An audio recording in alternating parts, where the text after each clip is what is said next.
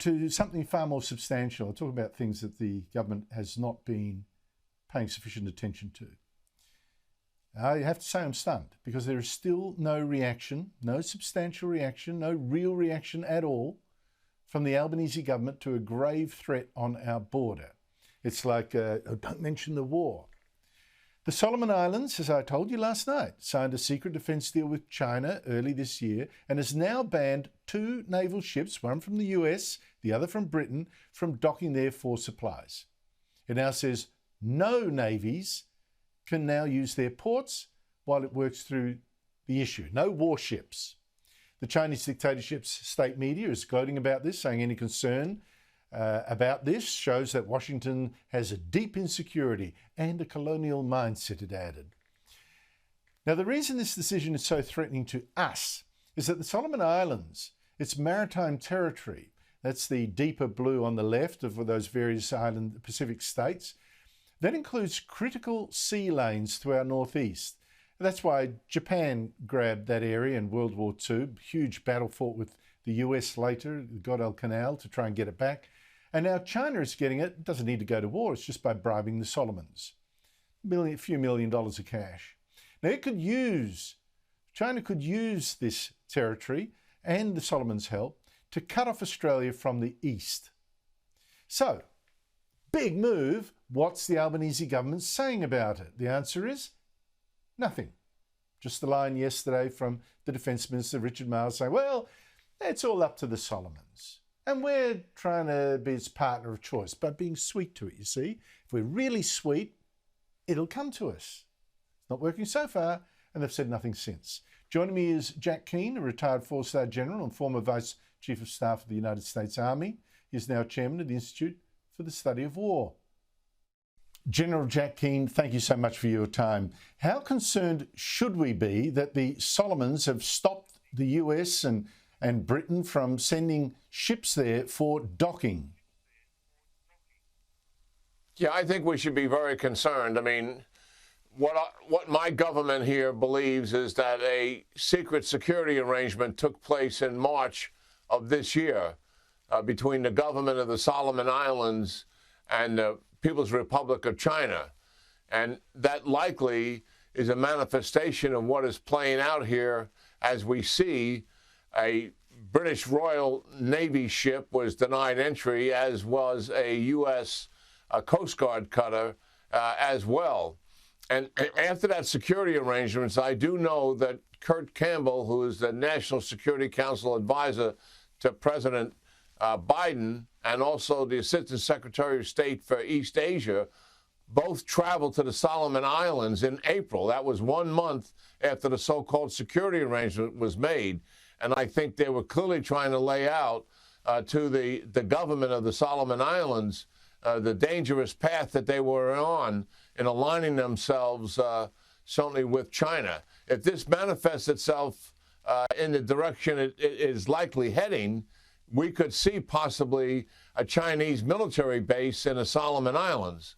And certainly that is not in the interest of Australia, other countries in the region, and certainly the United States of America. Yes, they may have clearly warned the Solomon Islands about the road it was taking, and they've been just as clearly ignored. US President Joe Biden is meanwhile trying to rush more than $1 billion US of weapons to Taiwan. He needs Congress still to approve it. Does this suggest that America is now frightened, scared, concerned that China may well invade Taiwan like Russia has invaded Ukraine? Well, it's certainly on the mind of this administration, and it's certainly on my mind. I mean, I take President Xi at face value. I mean, he has said time and time again that Taiwan is a part of China, much as Putin said Ukraine is a part of Russia.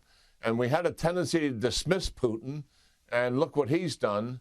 President Xi has said that he intends to resolve the Taiwan issue during his tenure, and that if it's necessary, he would use force to make certain that Taiwan is indeed a part of China. I think we take that threat seriously. He's followed it up with significant intimidation and coercion. And I don't even believe that the amount of money that we're providing to Taiwan in terms of military assistance is anywhere near what it should be. I mean, I'm being told by people in my government that there's a $14 billion backlog caused by the State Department in approving the weapon systems that Taiwan wants because the State Department of the United States doesn't agree with what weapon systems Taiwan desires. We had this problem at the beginning of the Ukraine conflict, and finally we recognized that sort of the Ukrainians know more than what the United States does in terms of what they need. And I certainly to be repeating that problem again with Taiwan is pretty outrageous. We need to provide significant more arms to prevent the conflict from having, and also give the Taiwans some assistance in training and let them train with our allies and partners in the region, all designed to prevent the conflict from taking place. Honestly, you'd think that message from Ukraine has got through, wouldn't you? That if only the weapons being rushed to Ukraine now had been there at the start of the war, how much different everything would be. I think you just got to put the pedal to the metal on this one and go flat out to make sure Taiwan is armed to the teeth. But speaking of Ukraine, General Keane, the big counteroffensive there. Now, we've talked before about how Ukraine had prepared for this by bombing Russian arms depots to make sure that their stocks were depleted. They'd bomb bridges to cut off the Russian occupiers, particularly around Kherson in the south. Now, in that south and southeastern front, the Ukrainian army is advancing to drive out Russian forces there. And it's some of the heaviest fighting we have seen in Ukraine for many weeks, if not months.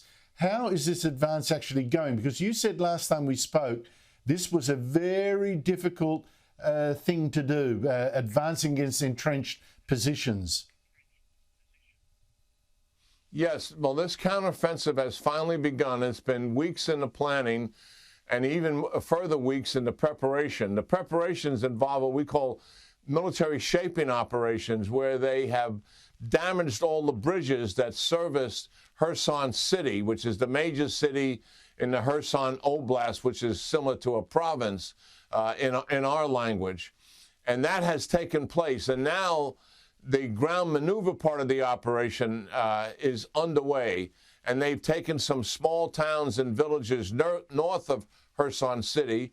And they've also, as you noted, have damage of some supply depots in Crimea, quite a distance away, but they are major depots that are providing the services necessary for the Russian troops that are in Kherson City and the surrounding area. This is a major counteroffensive by the Ukrainians, recognizing that the Russian offensive operation in the Donbass regions has completely stalled. They took the eastern portion, but they have not been able to do much else after that due to the significant casualties that they've had. So this is a huge opportunity for the Ukrainians. They have the momentum here, in my judgment. The Institute of Study of War, which I'm associated with, believes that they could be successful here.